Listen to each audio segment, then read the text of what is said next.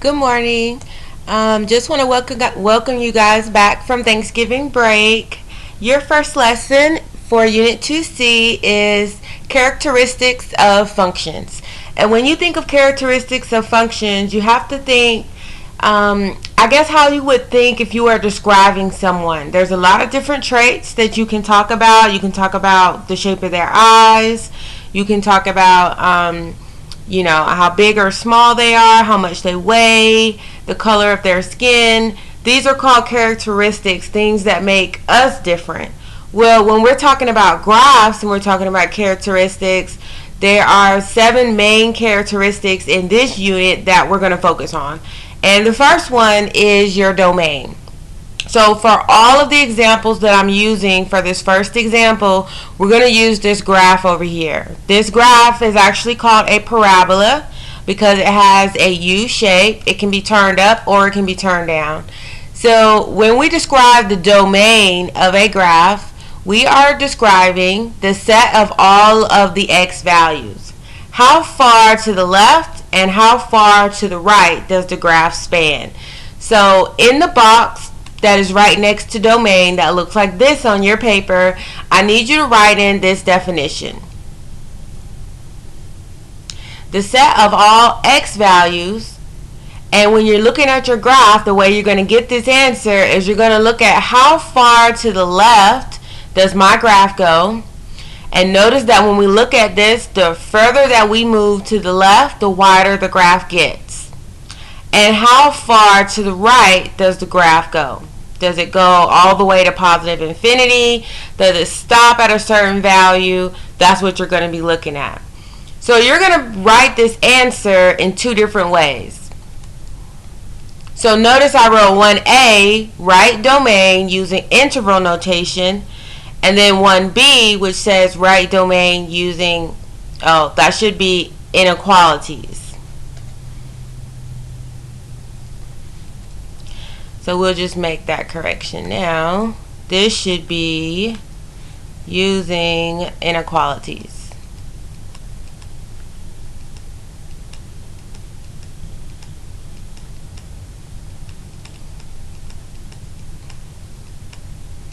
Okay.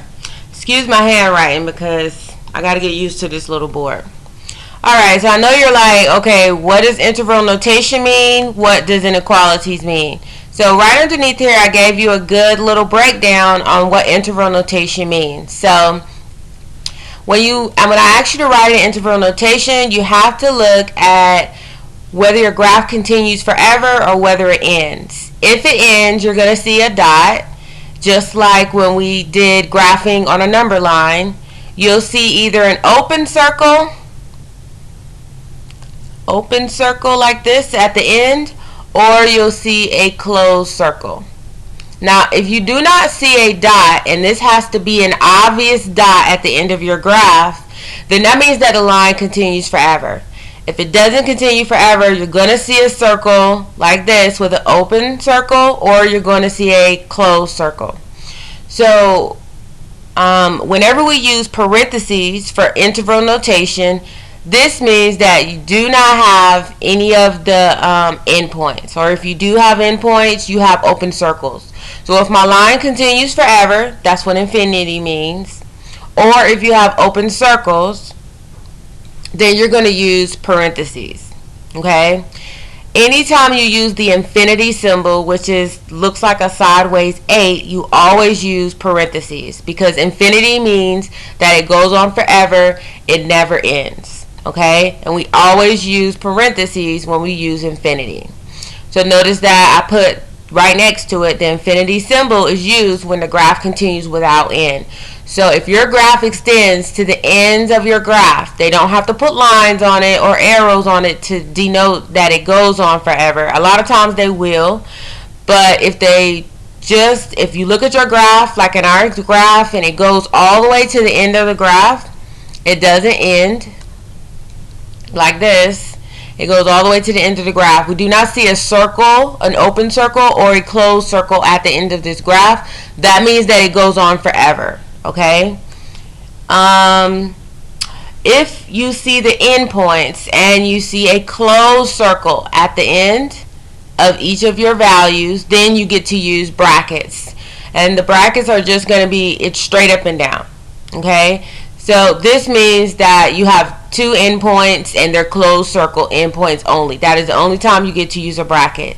Now, it is okay to mix it up. So if you have an endpoint on one side of your graph and the other side of your graph goes on and on forever, they normally put arrows on it to represent that. Then it's going to look like this. One side is going to have a parenthesis and one side will have a bracket. Okay? So make sure that you put your numbers in order. The negative or the smallest number should be on the left and the positive should be on the right. So if you look at this example, parentheses means that this graph extends from -3 to +3 and they had open circles. It doesn't go on and on forever. This means that we have closed circles and the graph only spans from -3 to +3 and they have closed circles on the end of it. So let's look at our graph so we can write our domain. Our domain using interval notation, should we have opened or closed parentheses? So I would say that we need to have open parentheses, okay, because this graph does not end. You do not see an endpoint on the end. That means I need to see parentheses. So I'm going to go ahead and write my parentheses. Now we need to figure out what two values are going to go in here. So I know when you look at this graph, it looks like the graph doesn't extend past -2. But that's not true. Because this extends forever, you have to imagine that this line is going to keep getting wider and wider as the graph goes up. And if it extends forever, it's never going to stop getting wider. So whenever it continues forever, we use negative infinity. And that is the sideways 8. It looks kind of crazy, but just roll with it. Alright, on the right side, I look at the graph and it keeps going and going, and then we run out of graph space. So I have to imagine that this graph keeps going up and up and up, and as it goes up, it's going to continue to get wider. Excuse my little drawing up there. I'm working with my board. Alright, so if it continues forever, then that means it also extends to positive infinity. Alright, so this is my domain using interval notation. It goes all the way from negative infinity to positive infinity. And remember, domain is looking at the x values, so we were focused on this part of the graph. Okay, it extends to negative infinity this way, it extends to positive infinity this way, because the graph gets wider as it goes up. Now we have to write the domain using inequalities. So when we use inequalities, that's a little bit different. Let me clear up my board. Okay, I'm going to go ahead and write this back because we do still need to have this answer. Negative infinity to positive infinity. Interval notation, inequalities using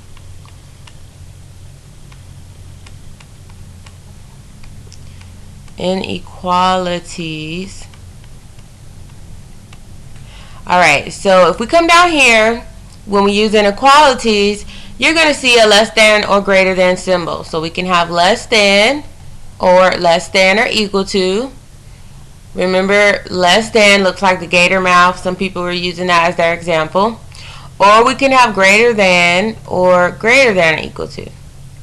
I like to say less than looks like an L, greater than looks like a backwards L. Alright, so we're doing the same thing as we did above, except for we're just using inequalities. So whenever you have a beginning and an end point, your inequality, you will always use the less than symbol in here, but it depends on whether you're going to use less than or less than or equal to. And we learned in the inequality section that we just use less than when we have an open circle. That means I see a dot on the graph and there is an open circle there. Less than or equal to means that I see a dot that is colored in. And that is the difference in how we write our answers using inequalities. So notice I still have two numbers, -3 and +3, but this time they're in between the value of x because domain represents x. That's why we have the x in the middle. This graph goes to the left all the way to -3, and it goes to the right to +3. So whenever you do not want to include the endpoints, Or if you're going from positive or negative infinity, you have open circles, we use just the less than symbol. The infinity symbol is used when the graph continues without end, which is obviously going to be our example, okay? So we're going to have from negative infinity to positive infinity, and since we're talking about our domain, we use x, okay? So this means the graph goes to the left without end, and it goes to the right without end, which means I see no dots on my graph. It doesn't look like this on either one of my endpoints. That's why we use less than. So when it does have endpoints, this is when you have the closed circle, remember, then I have to use less than or equal to on both sides of my graph. So this means it extends, it has a closed circle at -4. This one means it has a closed circle at -6. So this graph is going to go, say, from -4 with the closed circle all the way to +6 with the closed circle. You're going to see a dot on the graph.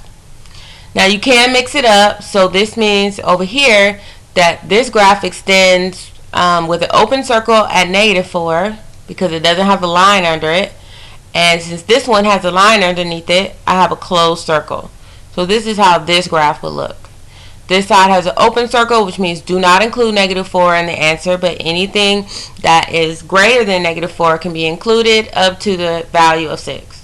Make sure that you put your answers in order. The negatives are always on the left-hand side, and the positive numbers, or the bigger number, is always on the right-hand side. So let's look at our example, and let's write our domain using an inequality. So since we're talking about domain, we use the variable x every single time. Now, because my graph extends without end, just like we used up here, we use parentheses up here. Down here, we just use less than. And there's two of them because we're talking about it continuing to the left and to the right. Anytime it's between two values, we use two less than symbols. Now, we look at the left side. How far to the left does it go? Well, remember, it keeps going without end on this side. So that means negative infinity. Positive infinity on this side, because it extends without end on this side of the graph also. So we've just wrote our domain using interval notation and inequality notation. Okay? So that is probably like the longest part of this lesson, but it's very important because they will ask you to use interval notation and inequality notation on your test. So I wanted to make sure that we went over this, and I hope that you were paying attention. Alright, so we use the same notation when we're talking about the range. So does anybody know what the range of a function represents or what it means? The range is the set of all the y values. Just like we did x above, x was for domain, y is for range. So we can pause the video to make sure that everybody gets this vocabulary written down on their worksheet. The set of all y values. How far does the graph go up? How far does the graph go down? And this is an example using interval notation. I'm going to have open parentheses if it goes without end.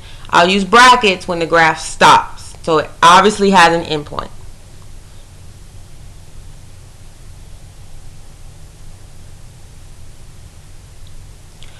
Alright, so now 2a, we're going to write the range using interval notation. So interval simply means, are we going to use a parenthesis or are we going to use a bracket?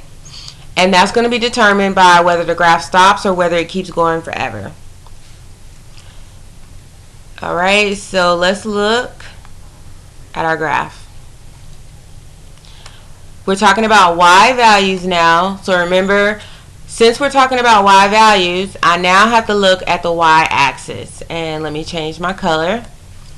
So these are the numbers that we're looking at. How far up, and how far down does this graph go? And you have to excuse my little scrabble here because I'm just learning how to use this thing.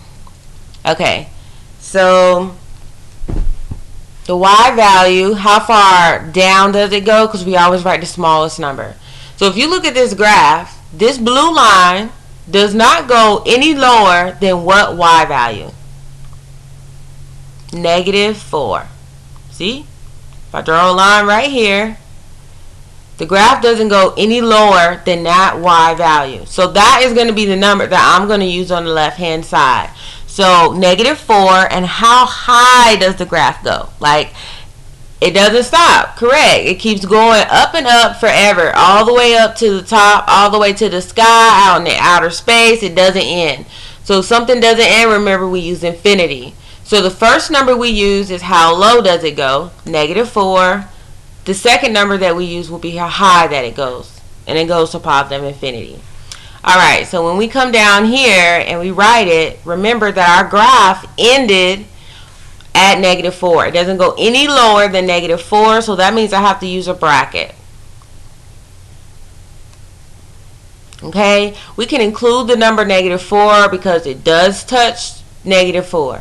Now, how high does it go? It goes to positive infinity, and anytime we use infinity, we use a parenthesis on this side. So if we're using interval notation, this is how we would write it. Now, if we're going to write it using inequalities, the variable that we're using this time, because we're talking about range, is y. Notice when we wrote domain, we wrote it with x. When we write range, we write it with y. So write the range using inequalities. Now, we don't have to use the less than and greater than symbol here because we can simply look at the graph, and this happens a lot when you have y. All of the y values on this graph are greater than what value? -4. Notice it doesn't go any lower. So I can use any value that is above this value of -4. So I can simply say that y needs to be greater than or equal to -4.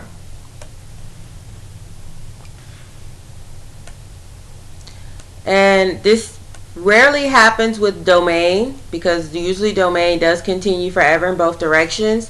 But your range, especially when you're dealing with a parabola, will be written using one inequality.